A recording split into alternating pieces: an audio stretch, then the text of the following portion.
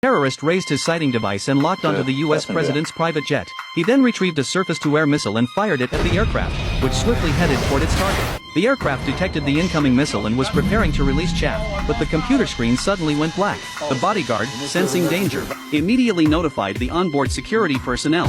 He then rushed into the president's lounge and escorted the president to safety. Before he could react, he was shoved into the escape pod. I'll find you and pick you up, Mr. President! You'll find one. See you on the ground!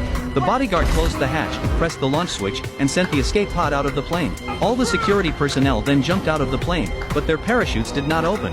One security officer noticed something was wrong but was shot dead by the bodyguard. It turned out he was a collaborator with the terrorists. The bodyguard then jumped from the plane as well. At that moment, a ground-to-air missile swiftly flew past him, striking the plane and 3 escort fighter jets in the clouds. Ultimately, the escape pod made an emergency landing in a forest. At that moment, the president was trapped inside the escape pod and was discovered by a young boy who was out hunting. The boy approached cautiously with his bow and arrow and curiously tapped on the pod's door. The president wrote a password on the escape pod's window. After entering the password, the boy quickly hid. The president then opened the door and discovered that the one who had rescued him was a young boy. Upon learning that the man was the president of the United States, the boy immediately took him away from the area. By the time the bodyguards arrived with the terrorists, the president had already vanished without a trace.